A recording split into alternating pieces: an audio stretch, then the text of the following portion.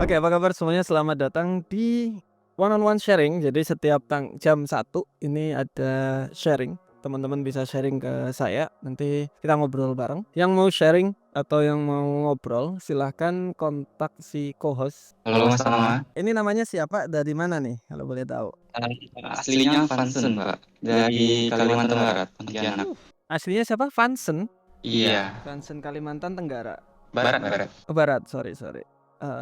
Lama trading berapa? Kayaknya 2 tahunan, Pak. Forex semua ya? Awalnya dari kripto Mas Tama, tapi ini Forex. Oke, style tradingnya Pak Vansen? Intraday, Mas. Oh, sama kayak si Gunawan atau beda itu? Ya mirip Mas Gunawan. Mirip ya. Monggo. Apa yang di sharing sekarang? Saya mau tanya, Mas, kan saya lagi coba perform nih, Mas. Saya trading kan intraday pakai market structure sama paling Fibonacci aja, sama konfirmasi trendline biasanya. Yang saya bingungkan tuh gimana sih cara saya supaya selain psikologi sama risk and reward, ada nggak tips dan trik dari Mas Tama supaya bisa tetap jalanin perform ini supaya lancar, Mas Tama? Performnya apa, Pak? Soalnya kan banyak yang evaluasi. Lagi coba perform yang the 5%, Mas. Hah? Apa itu, Pak? Saya nggak tahu saya itu. Dapat dari mana itu, Pak? Dari seri-seri, Mas, kan FTMO kan udah nggak bisa kan katanya. Tinggal funded next ya. Untuk money management pasti, kalau boleh tahu dia drawdownnya maksimal berapa ya? Drawdown saya maksimalnya per hari itu 5%, Mas, kalau yang semuanya 10%. Untuk yang di funded trader ini? Iya. Oke, untuk bulanannya harus berapa dapatnya? Kalau target dia 2 fase, Mas. Yang pertama 8%, yang kedua 5%. Oke, 8% ke 2%. Drawdown 10%. Iya. Termasuk lumayan kecil, Pak. Lumayan. Jadi kalau funded trader di sini memang resiko itu harus benar-benar kejaga. Pakai 1% per trading, misalkan 1% per bulan masih ke cover harusnya, atau 0,5% harusnya masih ke cover, masih untung lah maksudnya. Kemudian intraday sebenarnya kan kalau kita pakai risk and reward 1/2, 1/3 itu bagus banget buat perform. Scalping nggak begitu cocok untuk perform karena kemungkinan gagal banyak gitu. Pastinya karena scalping memang buat kita sendiri untuk growing akun lebih cepat. Kalau perform pakai strategi scalping kurang cocok. Bener kalau pakai intraday menurut saya masih oke sih.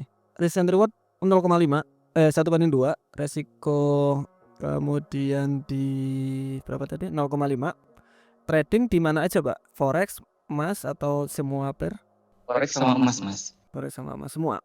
Oke. Paling di UJ, emas sama euro. Untuk emas kalau tips aja harus separuh, Pak ya, untuk lotnya biasanya. Separuh dari forex. Jadi biasanya pakai forex 0,1, mungkin di emas bisa pakai 0,05 untuk lot size-nya. Jadi agak separuh, atau Bapak bisa pakai kalkulasi lot size. Itu lebih masuk akal. Banyak platform trader platform itu pakai namanya kalkulasi lot. Mereka ada kok kalau nggak salah. Nantilah kita bikin kapan-kapan. Di MetaTrader itu dia tinggal masukin modalnya, nanti SLTP naruh, tinggal kita naruh, lot size-nya otomatis. Itu lumayan enak dan pengaruh kelihatannya, Pak. Mungkin bisa dicari atau kalkulasi sendiri juga monggo pakai MT5 itu juga bisa sih sebenarnya. Yang kita nggak begitu, makanya saya tadi sorry ya kalau kita tanya untuk apa sih performnya, karena ketika kita dapat webinar kemarin ternyata bikin platform itu ada agensinya dan nggak sesusah yang kita kira. Untuk bikin platform, bikin perusahaan platform itu tidak sesusah yang kita kira. Jadi saya aja bisa bikin, simple. Kemudian perusahaan pastinya juga pengen untung yang agak lumayan. Makanya banyak orang masuk ke platformnya biasanya disusahin untuk masuk ke tahap 1 atau 2. Kalau nggak gitu ya dimanipulasi datanya, langsung gagal. Karena mereka lumayan, Pak. Ini tadi kalau saya lihat ada 2 jutaan ya sekali masuk di tahap ya. Evaluasinya berapa, Pak? Kalau saya lagi ambil yang $10.000, Mas, dia $70. $70 ya. Iya. Nah itu mereka biasanya ngambilnya dari situ. Jadi ada beberapa platform yang memang banyak ngambil dari evaluasi yang gagal kayak gitu, memang digagalin juga banyak banget ada. Kemudian mereka ketika bapak ngambil yang agak gede lagi kalau kayak 100k 200k itu agak disusahin juga bisa. Jadi memang platform di sini apa ya, kalau saran saya sih mending trading sendiri, tetap trading sendiri. Tapi kalau tetap pengen ikut di platform itu yang tadi saya bilang, pastiin resikonya kecil aja 0,5%, kemudian risk and reward 1:2, pastiin ininya juga bagus platformnya. Ini katanya sejak tahun 2016. Oke, katanya kan kita nggak tahu juga karena sekarang banyak banget akun-akun fun trader gini, fund trader gitu banyak banget Pak. Jadi mungkin bisa dipertimbangkan, jangan ikut yang banyak-banyak Pak, maksudnya jangan terlalu besar-besar ikutnya karena lebih banyak manipulasi di sana nanti biasanya kalau yang besar-besar. Jadi ikut yang sesuai kemampuan aja, yang pelan-pelan aja. Itu tips lah buat saya. Banyak manipulasinya soalnya nanti. Gitu sih Pak Vansen. Ada lagi mungkin atau kurang gimana gitu? Udah mengerti Mas. Terima kasih Mas. Siap, makasih Pak Vansen, salam kenal. Halo, selamat siang Mas Tama. Halo Pak, kabar? Nama siapa Selamat siang Pak? Mas Tama. Domisili di mana? Mas. Nama Pak Aji. Iya, Aji Mas. Pak Aji, siap. Udah berapa lama Pak trading Pak? Aku baru Mas, belum nyampe 1 tahun, tapi lupa. Tapi ngikutin forex itu udah jalan 2 tahun ya. Oh, Ngikutin terus baru praktek itu sekitar 10 bulan lah. 2 bulan berdarah. Lalu tapi nyobain dengan kecil-kecil aja dulu, lalu cobain dengan $100. Nah, $100 MC 2 hari, terus coba lagi. Akhirnya kita buatnya di support sama resisten aja sama market trend itu aja, market struktur itu. Selesai dari itu bagus nih Mas, masukin lah modal langsung 1.000 ya kan, tes lagi masih bagus nih, masih stabil. Terus kepikiran tiba-tiba kok bagus mulu ya, kok kayak nggak kalah ya. Seminggu setelah itu saya kalah terus Mas. Oh, overconfident. Setelah itu saya bodoh sebodoh-bodohnya. Mulai dari nol Jadi lagi. nggak pede. Iya, saya lagi ngulang video Mas Tama lagi dari awal. Saya tuh dikasih bukunya Mas Tama dari sepupu saya. Oh. Yang pertama ada buku Mas Tama Saya itu. aja nggak punya Itu saya bawa sendiri Pak. Itu. Ya ampun. Itu saya baca itu karena saya memang sebenarnya saya lebih belajar melalui baca gitu kan. Oh, Jadi saya cepat connect di situ. Nah, lalu ya itu makanya sekarang ini saya lagi berobat jalan nih Mas Tama. Lagi berobat jalan jadi lagi ngeliatin lagi ada live trading tuh lagi lihat lagi kenapa ya mereka pilih itu ya, kenapa gitu. Kayak tadi saya sebenarnya kadang-kadang saya bisa bikin, saya dulu tuh saya suka kontra. Jadi misalnya harusnya lagi bullish gitu ya. Nah, saya bisa masuk sell-nya tuh sedikit-sedikit tuh untuk koreksi. Nah, Habis gitu balik lagi di bawah. Belakangan baru sebaliknya kayak gitu. Nah, belakangan saya sama sekali nggak berani. Untuk intraday aja sebenarnya analisanya benar Mas, tapi nggak berani sama sekali. Ya itu aja sih, saya lagi nyari obatnya terus ini, jadi lagi nyari obatnya untuk bisa naikin PD-nya lagi. Saya ngerasa kalau saya ninggalin forex, karena kalau saya ninggalin market juga saya nggak nyoba-nyoba.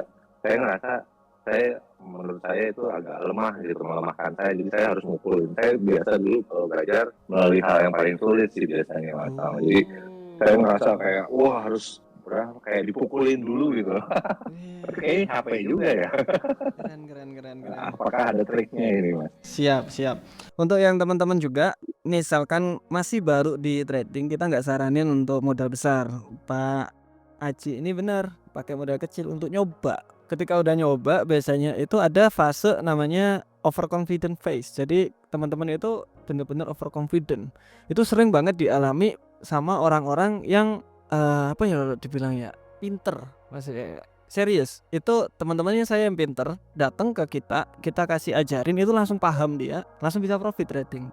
Tetapi overconfidentnya itu besar banget setelah itu. Jadi ada beberapa teman yang langsung pikirannya itu panjang. Jadi kalau saya untung segini berarti kalau saya pinjem bank gini wes gitu, pokoknya pikirannya kemana-mana.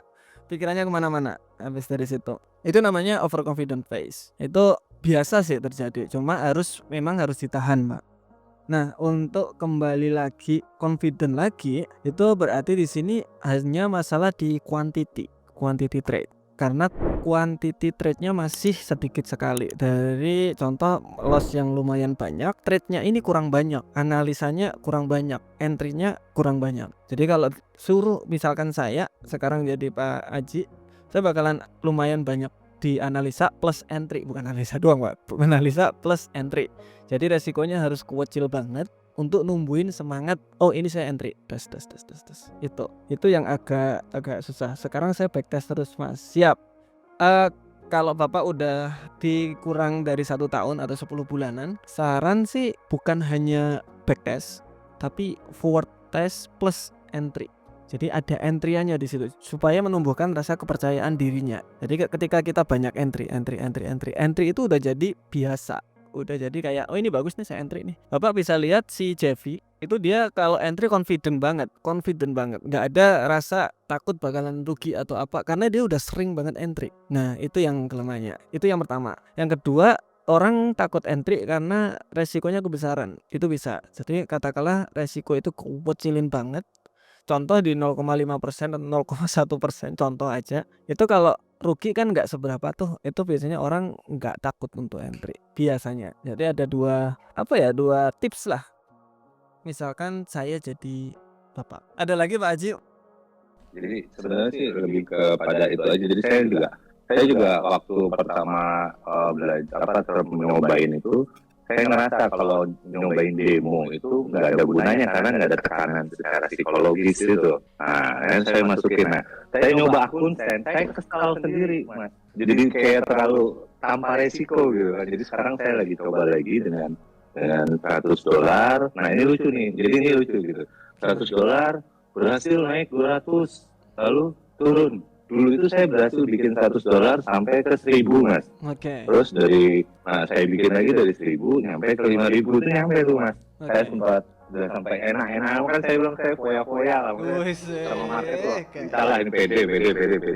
Saya mikir, begitu saya menang terus ya, pasti saya ada kalahnya. Saya pernah dengar Mas Tama ngomong kayak gitu, pasti saya ada kalahnya. Oh ya itu pas Ram ngasih pengumuman itu, bar. Aku jadi bingung lihat market terus jadi linglung semuanya. Jadi sekarang itu lagi modal dasar saya sih masih ada gitu ya. Tapi jadi kayak dapat habis lagi kayak gitu seminggu selalu kayak gitu. Kesel sendiri, Mas. Ini saya pernah rasain ketika sebelum trading challenge, Pak. Jadi sebelum trading challenge itu kita kan lagi cari-cari strategi tuh. Kemudian scalping di sini keluar yang momentum candle bagus banget itu. Sama itu Pak, saya Pak. Itu kalau nggak salah dari 10 di berapa ratus juta jadinya. Jadi kayak wih. Iya wes keren lah, maksudnya setiap hari TP, tiap hari bisa berapa puluh juta kita ngambil. Itu dari modal kecil banget itu. Makanya kita keluarin momentum. Nah, tetapi ada saatnya saya bilang ke teman-teman, ada saatnya pasti loss karena saya ngerasa saya ada itu hampir 1 mingguan lebih atau 2 mingguan lebih itu SL. Saya taruh SL lagi. Kenapa ini? Apa strategi saya salah? Apa strategi ini nggak bagus? Tetapi apa yang saya lakuin, saya step back. Saya berhenti dulu, saya kembali lagi ke belakang, saya lihat overall dari berapa ratus saya entry, ternyata itu hanya 20-30an kali saya loss. Tapi itu pas beruntunnya. Kelihatannya banyak, tapi itu pas. Jadi katakanlah win rate-nya ada di 80% kan. Nah, 20 kali loss ini pas beruntunnya itu. Nah, terus saya mikir, oh ini seharusnya bagus, cuma pas ini waktu loss, tetapi lossnya ini pas juga pas beruntun. Nah, akhirnya saya koreksi lagi, saya lanjutin lagi untuk trading pakai momentum candle, keluarlah trading challenge. Video series kita yang trading challenge. Nah, itu sebenarnya kalau dibilang sering banget SL pasti ada Pak, nanti Pak. Pasti ada. Beruntun pasti ada. Cuma Bapak step back lagi, kembali lagi ke belakang. Saya tuh sebenarnya trading berapa kali sih, saya loss berapa kali. Konekin aja ke MyFactbook. Itu kelihatannya bakalan ngaruh Pak. Saya dulu ngaruhnya ketika saya taruh di My Effect Book, saya kelihatan saya rugi berapa, saya berapa kali, untung berapa kali, win rate saya berapa kali, per hari saya dapat berapa persen, itu kelihatan semua. Coba aja My Effect Book namanya. Jadi My Effect Book itu bisa jadi otomatis journaling kita ya? Benar.